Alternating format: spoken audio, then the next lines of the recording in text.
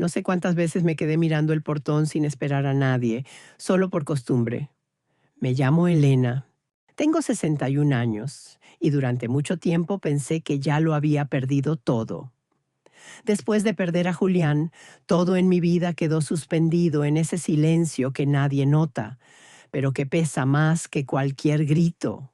Mi casa siguió siendo la misma. La cerca blanca, los rosales que alguna vez cuidamos juntos, la fuente sin agua en el patio. Pero ya nada tenía sentido. Habían pasado 2 años desde aquel accidente en la carretera. A veces pienso que la curva no se llevó solo su vida, sino también la mía. No era raro que pasara días enteros sin escuchar otra voz que no fuera la de la radio o el silbido del viento entrando por alguna rendija. Vivía en una zona que antes me parecía exclusiva y ahora me parecía simplemente lejana. Y fue en una de esas tardes grises, cuando la tristeza ya se me había vuelto piel, que sonó el timbre. Me sobresalté tanto que casi derramé la taza de café sobre las facturas del agua. Era martes, cerca de las 3. No esperaba visitas. Caminé lentamente hasta la puerta, más por inercia que por curiosidad. Y cuando abrí, algo en mi pecho se detuvo. Frente a mí estaba un hombre joven, quizá no pasaba de los 35, de piel morena y delgado, aunque su complexión era fuerte, como la de alguien que ha trabajado con las manos. Su ropa estaba limpia, pero muy gastada. Lo acompañaba una niña, no tendría más de 7 años. Se escondía tras su pierna como si el mundo allá afuera la asustara. Lo que más me impactó fue la mirada de ambos.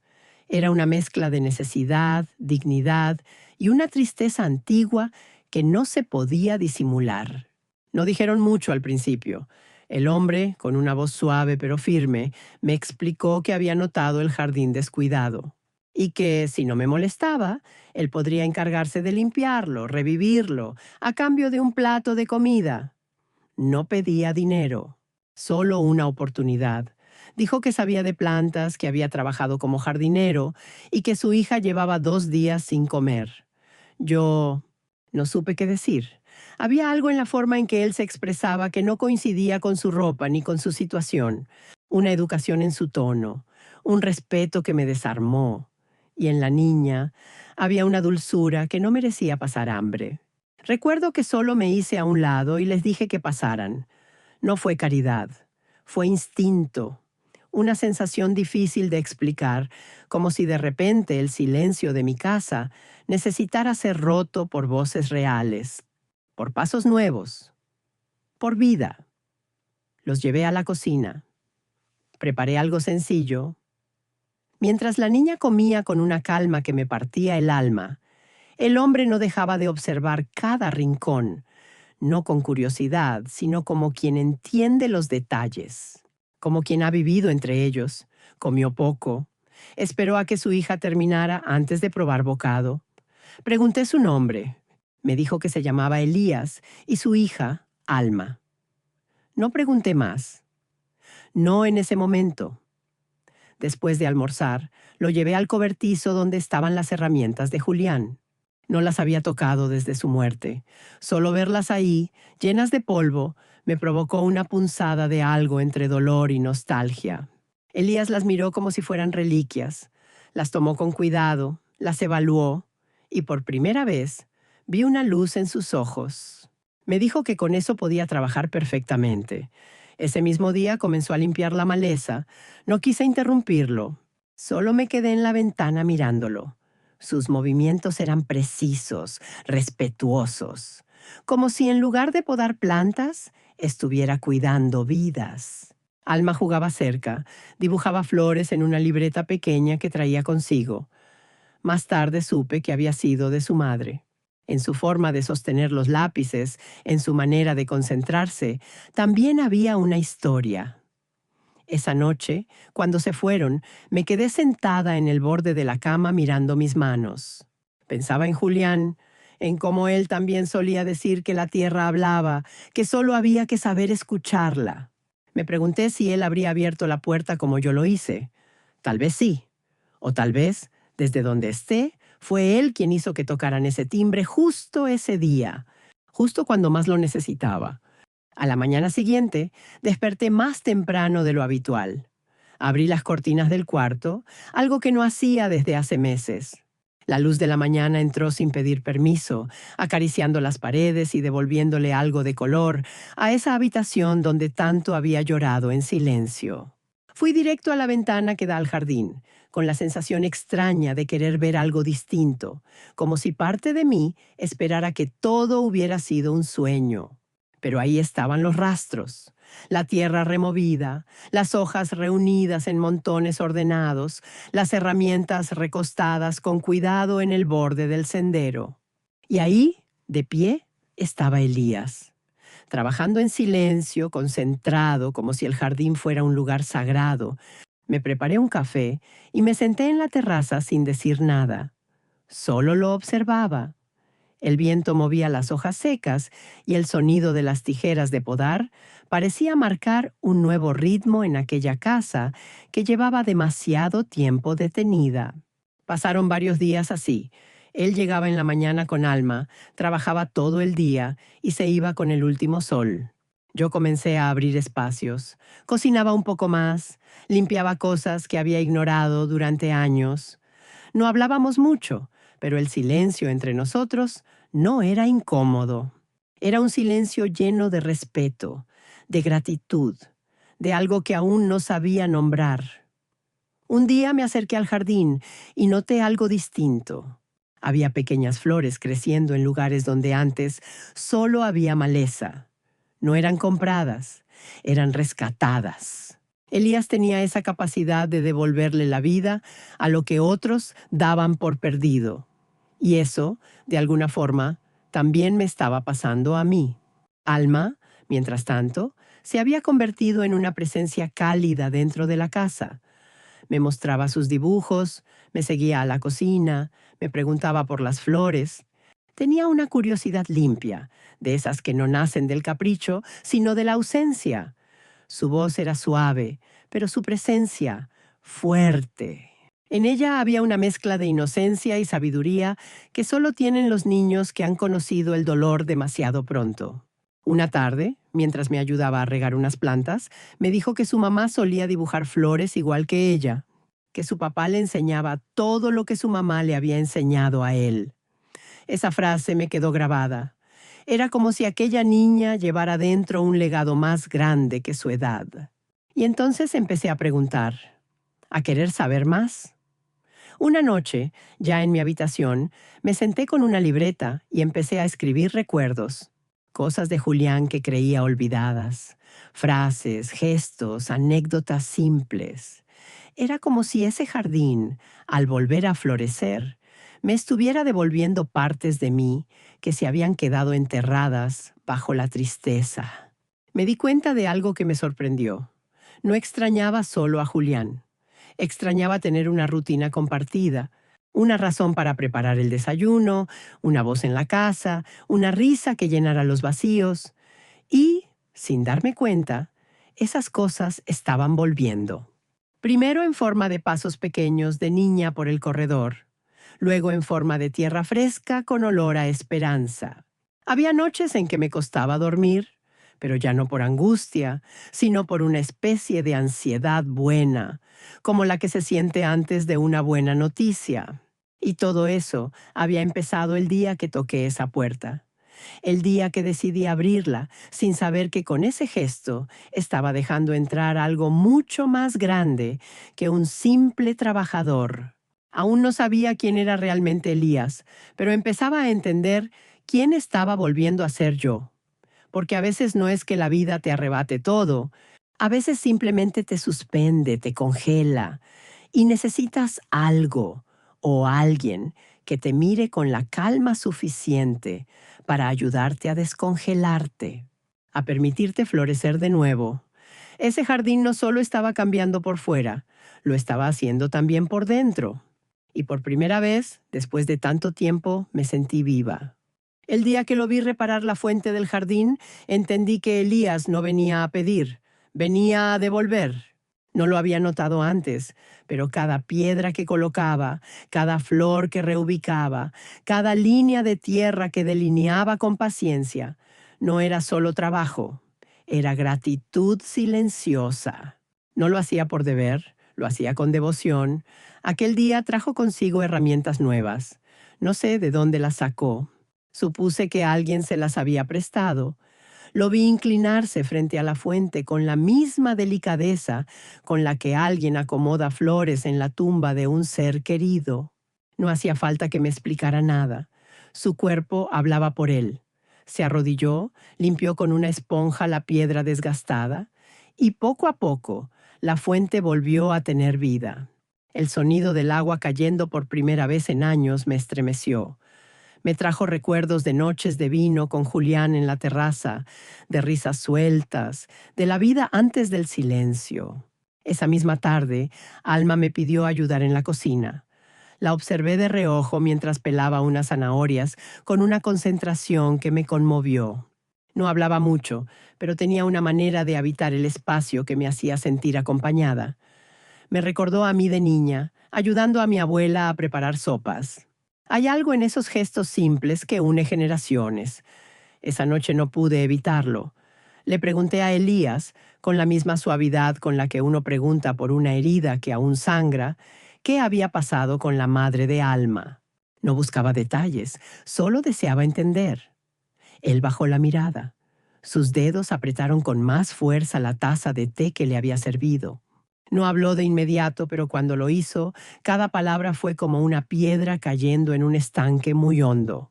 Su esposa había sido todo para él. Una mujer brillante, artista, amorosa. Había enfermado de manera inesperada, y la enfermedad fue tan agresiva que arrasó con sus días como una tormenta lo hace con un campo en flor. Me contó que vendió todo para cuidarla, que se alejó de su empleo, de sus proyectos, de su vida entera, que perdió más que una compañera. Perdió el sentido, la dirección, la fe, pero nunca perdió a Alma. Y fue por ella que siguió de pie. No supe qué decir. ¿Qué se le dice a alguien que ha amado hasta las últimas consecuencias? Lo único que pude hacer fue tomar su mano. Y en ese gesto, sin palabras, sentí que algo en mí también se quebraba. No por dolor, sino por compasión. Pasaron los días y el jardín se transformó por completo. Volvieron las mariposas. El perfume de las flores llegaba hasta el comedor. Incluso los pájaros, que hacía tiempo no se asomaban, regresaron. Pero lo más hermoso no estaba en los colores ni en los aromas. Estaba en la vida que había vuelto a la casa. Una mañana, mientras Alma dibujaba en el porche y Elías acomodaba unas plantas, sentí que debía hacer algo más. Que esa gratitud que ellos traían merecía más que alimento o cobijo. Merecía reconocimiento, merecía raíces. Me acerqué a él y sin darle muchas vueltas, le ofrecí quedarse. No solo mientras trabajara, no como un favor. Le dije que si lo deseaban, esa casa podía ser también su casa, que nadie debía andar pidiendo permiso para existir, que el lugar que habitaban con tanta humildad también los necesitaba. Él no dijo nada. Me miró con esos ojos profundos que siempre parecían contener algo que no se atrevía a salir. Y asintió. Con ese simple gesto, supe que algo importante acababa de comenzar. Desde ese día, comenzaron a quedarse. Les preparé una habitación que antes era usada como cuarto de costura. Compramos algunas cosas sencillas para Alma. Una cama, una lámpara, una repisa donde colocar sus dibujos. La primera noche que durmieron bajo mi techo, no pude cerrar los ojos. Me senté en la terraza a escuchar la fuente, a mirar las luces del jardín, a oír el crujido de la madera bajo mis pies. Y sentí que esa casa, que tanto me había pesado, finalmente respiraba. No sabía aún en qué iba a terminar todo esto. Solo sabía que por primera vez en mucho tiempo no me sentía sola. Y eso, para alguien que había llorado tanto en silencio, era más que suficiente. Nunca me imaginé que los libros de Julián volvieran a tener manos que los abrieran. Desde su muerte, habían estado ahí, alineados como soldados dormidos, en una estantería que con el tiempo se volvió invisible. Pero Alma los descubrió. Fue una mañana de lluvia suave.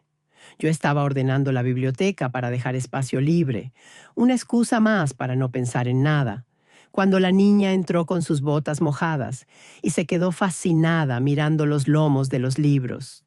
No pedí permiso ni lo necesitaba. La dejé curiosear, como se deja a un pájaro explorar un jardín sin jaulas. Eligió un volumen de botánica que yo misma nunca había abierto. Era un ejemplar viejo, con ilustraciones a mano y notas al margen que Julián había escrito con lápiz, como solía hacer. Alma lo sostuvo con cuidado, con la reverencia que se tiene ante algo valioso. Me preguntó si podía llevárselo al porche. Le dije que sí, y durante horas se quedó ahí, hojeando con la concentración de quien busca algo. No sé si fue coincidencia, pero desde ese día su padre empezó a hablar un poco más. Me confesó que antes de todo, antes de la enfermedad, antes de la caída, había tenido otra vida. Una vida donde no era un hombre buscando trabajo, sino alguien respetado. Me costó unir esa imagen con el hombre callado que podaba mis hortensias al amanecer, pero lo escuché. Fue profesor universitario especializado en restauración ambiental, investigador, escritor. Había viajado a congresos, dado charlas, publicado artículos. Pero cuando su esposa enfermó, vendió todo para pagar los tratamientos. Renunció a su cargo, dejó de publicar, de enseñar, de figurar. Y cuando ella se fue, ya no quedaba nada, solo Alma y la promesa de cuidar de ella, aunque el mundo se le viniera abajo. Sentí algo que no supe cómo manejar. Admiración, sí, pero también rabia. Rabia por cómo el sistema expulsa a quien más ha dado, por cómo la dignidad se ve obligada a disfrazarse de silencio, por cómo una mente brillante puede terminar durmiendo en una banca si el corazón decide priorizar el amor sobre el éxito. No le dije nada, no hacía falta, pero esa noche busqué su nombre en Internet y ahí estaba. Publicaciones, entrevistas, incluso una mención en un artículo internacional sobre biodiversidad urbana. Confirmé todo lo que había dicho y más. Descubrí que uno de sus estudios había sido citado por un grupo de científicos que luego ganó un premio importante, aunque su nombre no aparecía en el reconocimiento final. Había sido invisible, como si su entrega total por amor hubiera tenido un precio demasiado alto. El olvido. Me quedé con el corazón apretado. Ese hombre que cada tarde barría el sendero del jardín no era solo un jardinero. Era alguien que había revolucionado su campo y sin embargo lo había perdido todo por cuidar a quien amaba. Esa noche, mientras él preparaba una infusión de hierbas, como solía hacer en agradecimiento después de la cena, le conté que había leído sus trabajos. Al principio se tensó, luego bajó la mirada. Me dijo que no se sentía orgulloso de haber terminado así, que lo avergonzaba el contraste entre lo que fue y lo que ahora era. Pero yo lo veía distinto. Para mí no era un fracaso. Era un hombre que había elegido el amor por encima del prestigio. Un hombre que no había dudado en dejar atrás la comodidad para sostener la vida de alguien más, incluso si eso lo arrastraba consigo. Y ese tipo de personas no abundan. Le pregunté si extrañaba enseñar. Me dijo que sí, que a veces, mientras explicaba a Alma cómo injertar una planta o cómo medir la acidez del suelo, se le escapaba la voz de maestro, que en esas pequeñas lecciones encontraba un eco de lo que había sido. Fue entonces cuando tuve una idea. Saqué del estante una carpeta de mi esposo. Era un proyecto inconcluso que él había estado desarrollando, una fundación ambiental que soñaba con abrir. Nunca lo logró, pero había dejado planos, contactos, incluso fondos, guardados en una cuenta que nunca se usó. Le pregunté a Elías si le gustaría retomar ese sueño, no para honrar a Julián, para continuar su propio legado. No respondió enseguida, solo me miró con los ojos húmedos. Y en ese silencio compartido, supe que acabábamos de cruzar un umbral invisible. Ya no éramos solo anfitriona y huésped. Ya no era un favor. Era un reencuentro de caminos que nunca debieron cruzarse, pero que ahora no podían separarse. A veces la vida te da la espalda, pero a veces, con el tiempo y la paciencia suficiente, te da una segunda oportunidad.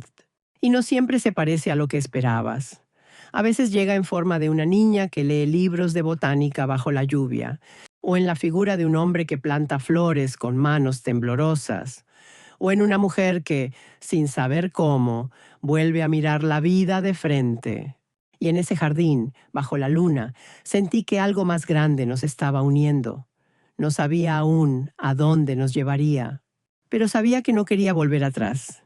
El día que le pedí a Elías que me enseñara a injertar una rosa, no lo hice por curiosidad. Lo hice porque sentí que quería formar parte de algo. No quería seguir siendo solo espectadora de la vida que él y Alma estaban trayendo a esta casa. Quería, aunque fuera con torpeza, meter las manos en la tierra. Aprender. Estar. Me miró sorprendido. No por arrogancia, sino porque no lo esperaba. Me explicó con calma cómo funcionaba el proceso, cómo había que entender la compatibilidad de las especies, cómo debía hacerse el corte con precisión, cómo envolver la unión con cuidado y paciencia, como quien protege una herida que necesita tiempo. Yo lo escuchaba en silencio, con una atención casi devota. No por las flores, sino por todo lo que él me estaba enseñando sin decirlo con palabras, que incluso lo roto puede volver a florecer, que dos partes distintas pueden unirse y crear algo nuevo, más fuerte, más hermoso. Ese día injertamos una rosa blanca con una roja. Me temblaban las manos, pero él me guió paso a paso, y al terminar me miró con una dulzura que no recordaba haber sentido desde que Julián se fue. Alma observaba todo desde la distancia, dibujando en su cuaderno.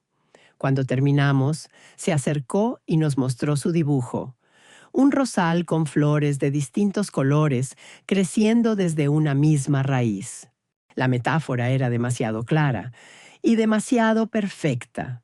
Comenzamos a pasar más tiempo juntos, no solo trabajando en el jardín, sino compartiendo pequeños momentos que sin darme cuenta se volvieron sagrados. Desayunos en la terraza, lecturas bajo la sombra del limonero, paseos al atardecer con Alma, recolectando flores silvestres. Había una armonía entre los tres que no se podía fingir. No era familia, no aún, pero se sentía como hogar. Y yo, que me había resignado a la idea de vivir sola hasta el final de mis días, empecé a imaginar otra posibilidad. Una tarde de domingo, mientras Alma dormía la siesta, Elías y yo nos sentamos en el jardín a tomar café. No hablamos mucho, solo compartimos el silencio, pero había algo distinto en su forma de mirarme. No era gratitud, no era respeto, era algo más profundo, más humano, más igual. Me contó que había recibido una llamada. Una universidad extranjera había encontrado su trabajo gracias a una mención reciente en una revista científica. Querían ofrecerle una cátedra. Buen salario, estabilidad, futuro. Yo asentí. Le dije que debía ir, que era su camino, que lo apoyaría, pero dentro de mí algo se quebró. Me sentí egoísta por desear que se quedara, por temer que esa pequeña familia que habíamos construido se deshiciera como un sueño al amanecer. Él se quedó en silencio. Me miró largo rato, y entonces me dijo que no sabía si quería irse, que nunca imaginó encontrar aquí, en este rincón olvidado del mundo, un sentido que había creído perdido. Que con alma feliz, con tierra bajo las uñas y con alguien que lo mirara como yo lo hacía, ya tenía todo lo que alguna vez soñó. No respondí, no podía. Solo sentí cómo se me llenaban los ojos de lágrimas. Al día siguiente, mientras él trabajaba y Alma jugaba, fui a la habitación de Julián. Abrí su armario, revisé cajones, carpetas, recuerdos, y encontré algo que me dejó sin aliento. Una carta. Estaba dirigida a mí, escrita meses antes de su muerte. En ella Me decía que si algún día volvía a sonreír, a abrir la casa, a cuidar el jardín, era porque el amor había regresado disfrazado de otra forma. Me pedía que no tuviera miedo de volver a amar, que su ausencia no debía ser una condena, que lo único que deseaba era mi felicidad. Esa noche me senté en la terraza con la carta en las manos y el corazón en un puño. Sentí que Julián, desde donde estuviera, me había dado permiso. Me había liberado, y entendí que el amor no traiciona al amor, que es posible seguir amando a quien se fue y al mismo tiempo abrirle el alma a quien llega, que el corazón no se divide, se expande. Pocas noches después, mientras cenábamos los tres bajo las luces suaves del jardín, Elías me tomó la mano. No dijo nada, no hacía falta, porque yo ya lo sabía. Y aunque aún no lo habíamos dicho en voz alta, ese jardín que habíamos salvado juntos ya era testigo de una nueva historia. Una historia sembrada con dolor, regada con paciencia y ahora floreciendo con ternura. No sabía cómo terminaría todo esto, pero por primera vez en años no me daba miedo averiguarlo. La mañana en que vi florecer la rosa injertada, comprendí que todo había valido la pena. Allí, en ese brote nuevo que crecía justo en la unión de dos tallos distintos, estaba la prueba de que la vida siempre encuentra su forma de seguir, de insistir, incluso cuando ha sido quebrada. La flor era perfecta. Tenía los matices suaves del blanco y las vetas intensas del rojo, como si la naturaleza misma hubiera decidido abrazar la diferencia. Me quedé mirándola largo rato, y sin decirlo en voz alta, supe que esa imagen era también un reflejo de nosotros. Habían pasado ya varios meses desde aquel primer encuentro en la puerta. La casa había cambiado por completo. Ya no era un espacio triste lleno de ecos, sino un refugio cálido. Los días tenían música, colores, voces. Y aunque el pasado seguía ahí, como un susurro inevitable, ya no dolía igual. Se había convertido en memoria, no en herida. Elías, con su modestia intacta, había rechazado varias ofertas académicas. No por falta de ambición, sino porque por fin había entendido que su lugar no estaba en los auditorios ni en los laboratorios, sino en ese jardín, en su hija, en la nueva posibilidad que se le había regalado, en nosotros. Juntos retomamos el proyecto de Julián, la Fundación Ambiental. La registramos legalmente, conseguimos apoyos, comenzamos a diseñar programas comunitarios para enseñar sobre jardines urbanos y conservación de especies nativas. Yo aporté lo que tenía, él puso su conocimiento, alma, su ternura, su mirada infantil convertida en brújula. La comunidad empezó a acercarse. Nos buscaban para pedir consejos, traer plantas, intercambiar semillas. Niños que nunca habían tocado tierra venían a sembrar con sus propias manos. Y cada vez que eso pasaba, yo sentía que algo más profundo germinaba también en mí. Una tarde, mientras regábamos unos arbustos, Elías me miró con una de esas miradas que no necesitan palabras. Y con voz firme pero temblorosa, me preguntó si quería quedarme con ellos. No como huésped, no como benefactora, sino como parte real de esa pequeña familia que habíamos construido. No supe si reír o llorar, solo asentí, y lo abracé con una fuerza que venía de muy dentro, no por necesidad, por amor. Uno de esos amores que no llegan con estruendo, sino con silencio, que no prometen todo, pero cumplen lo esencial: estar. Organizamos una pequeña ceremonia en el jardín, sin protocolos, solo nosotros, algunos amigos y las plantas como testigos. Alma llevó una corona de flores silvestres en el cabello y fue ella quien, con la inocencia más hermosa, nos unió las manos y dijo que ahora sí éramos una familia de verdad. Recuerdo mirar a Elías y pensar en todo lo que había soportado, todo lo que había perdido.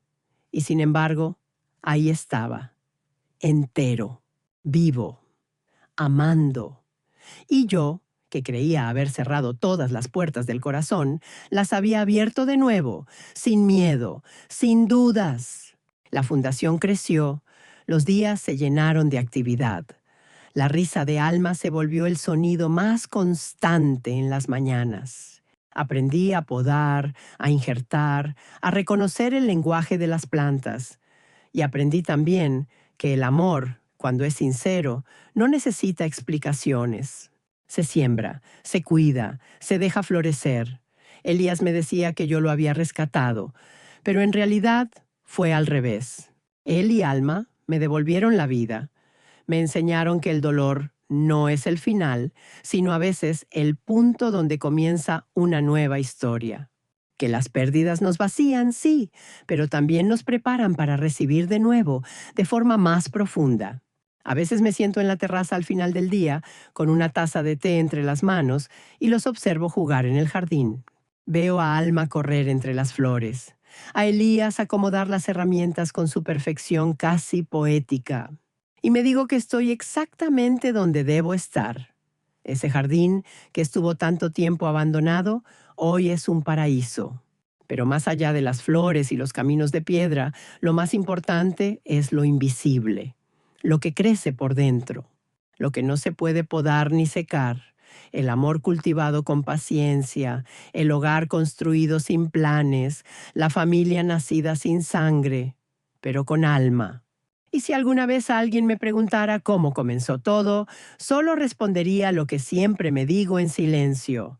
Todo empezó con un hombre pidiendo cuidar mi jardín por un plato de comida y terminó con 3 corazones floreciendo juntos bajo el mismo sol.